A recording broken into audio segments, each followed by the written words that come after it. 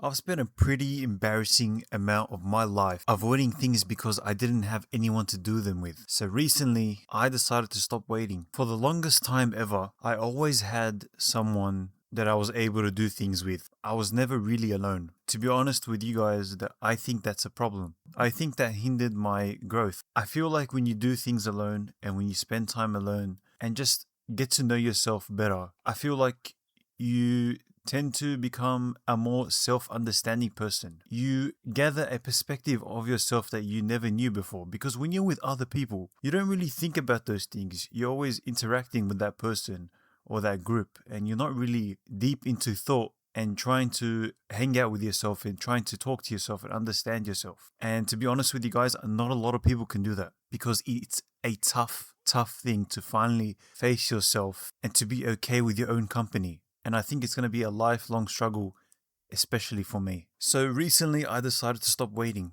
I made this note in my head that I was going to start doing more things alone and put myself in uncomfortable situations just to see what happens, just to see that maybe am I overthinking things, or is the world really not that bad and that it's okay to be alone and be in your own company. So in this little quote unquote experiment, I decided to challenge myself a bit. So I went to a NRL game, which is like rugby for you guys who don't know. In Australia, it's very popular. I went to a game in a different state alone. That was a really cool experience, even though my team lost. I decided to go on more walks alone. I decided to whenever I had the chance to travel, I decided to explore the city alone. When I was in Japan, I went and done things alone. And I recently, for the first time ever, watched the movie alone. And in my, group, not many people have done that.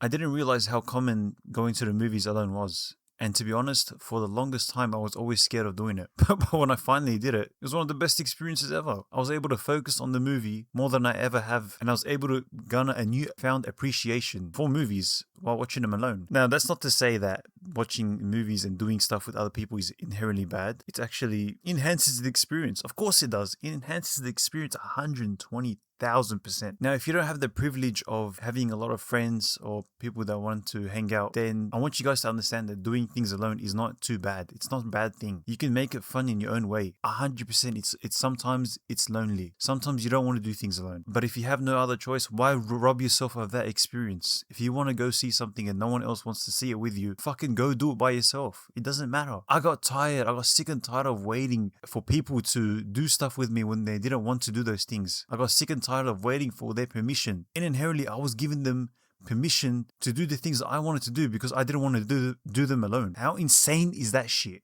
How insane is it to have a mindset like that? To rob yourself of amazing experiences just because you can't fathom the idea of doing them alone. And I had to cut that freaking mindset off because it's a horrible mindset, guys. Horrible. And once you get past it, you realize that it's not so scary. And I think part of me had become so used to having that someone there that I genuinely forgot how to exist by myself. And the fact is that no one gives a shit. No one cares. Now, the first thing I well and truly did alone was in Japan. I went to Japan with a close friend of mine. We spent most of the trip doing things together. But then it came a time where I wanted to do something, was go to the Harry Potter studio, and he didn't really want to do that thing. So I had to make a decision. Do I rob myself and stop myself from doing the thing I wanted to do just because my friend didn't want to do it? Or do I go and experience that thing alone, potentially face my fears, and yet still have an amazing experience? Of course, I chose the latter. Of course, I chose to go alone, and it wasn't an easy choice, guys. I was shitting my pants. So I walked out the door in a foreign country and I did it. I went to the Harry Potter studios and it was one of the best days of the trip. I had so much fun. And don't get me wrong, guys, I won't lie to you. It was pretty tough in the beginning, but then once I started immersing myself, I had to learn to find enjoyment. And I ended up speaking to people there that I probably wouldn't have spoken to if I was with someone. So I want to say I made friends, but I've met cool people there. And that's what you're missing out on when you don't do stuff alone. When you're in a group mentality, a lot of the times you're not going to speak to other people. But this gives you a chance to make friends, to talk to people. Because when you're alone, it's just less intimidating for others to talk to you. and vice versa. Whereas if you're in a group, people are less inclined to talk to you. So from then on, I got more and more comfortable. I started doing more things alone. Another thing I did alone was going to the gym. And I have a whole video on that. You can check it out. I went to the gym alone and it was one of the best decisions I could do. Because when I originally started going with my friend, it was pretty cool. But when he stopped going, I could have stopped going too. And imagine all the gains and all the all the health benefits and just the building the muscle I would have missed out on. I could have stopped too, but I didn't. I kept going alone. And that was also so scary for me. And to be honest, I still get anxiety sometimes about going alone, but I push through it. And that's all it's about. It's okay to have the anxiety when you're doing stuff alone. But what I want you guys to do is push through it, because eventually you'll realize that no one cares. And that's a common theme throughout this video.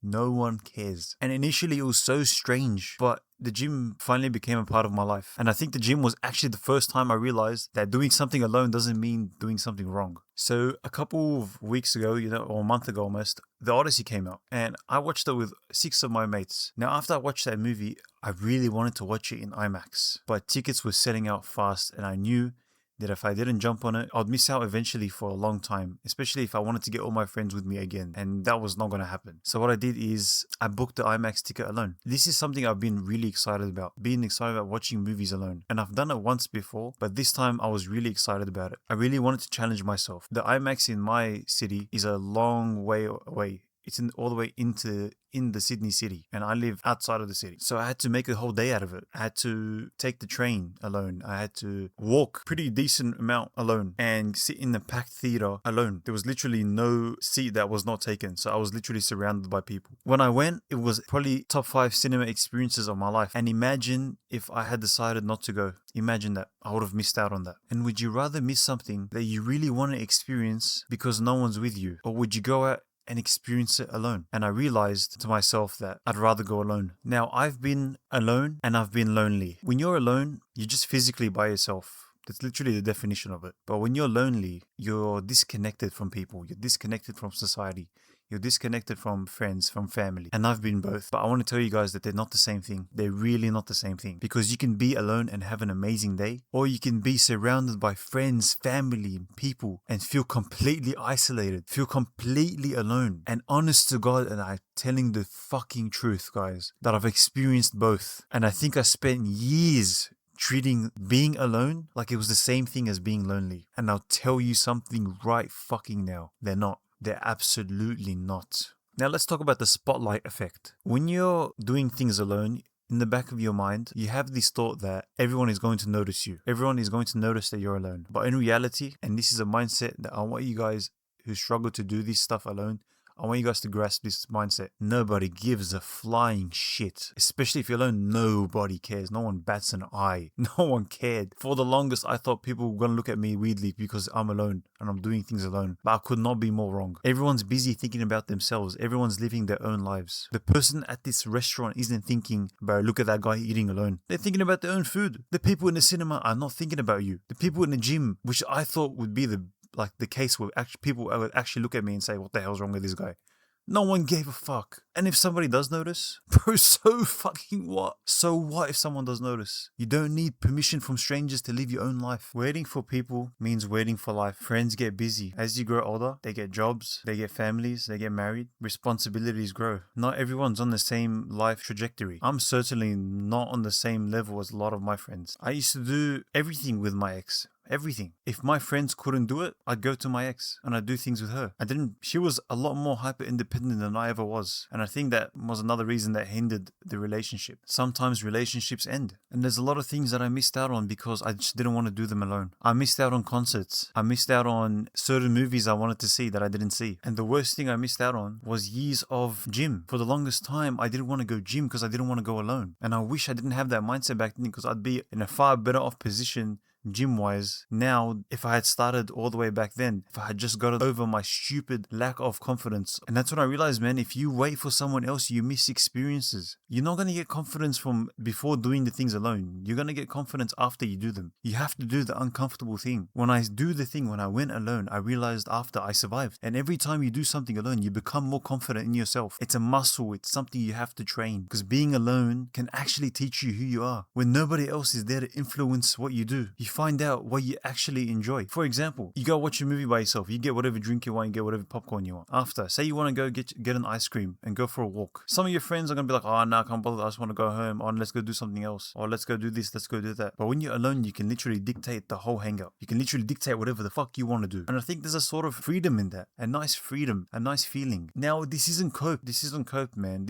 I'm going to keep saying this in this video, that if you have the right people with you, it's 10 times better than being alone. I agree. But what I'm trying to iterate in this video is that it's not so bad doing things alone. It's really not. And you shouldn't be missing out on experiences because you don't want to be alone. It's just not worth it. I'm not saying everyone should stop needing people. All I'm saying is that I don't want needing company to prevent me from living. I wish I can go back and talk to the old version of myself. You know what I tell him, man? I'd show him this video. I tell him that nobody cares as much as you think they do. That it's okay to go out somewhere alone. No one's going to judge you. You're allowed to enjoy things without somebody validating them. And if you really want someone to experience these things eventually, that's 100% okay. Of course you do. Of course you want to share the things you love with the people around you and the people that you love. But don't miss your life waiting for someone to join you. It's not worth it. It's really not. I still love doing things with people. I'm not suddenly some lone wolf who wants to spend the rest of his life by himself. I just don't want being alone to stop me anymore. If there's something you've always been wanting to do, but you've been waiting for someone else to do it with, maybe just go. And you might be surprised about how much you enjoy your own company.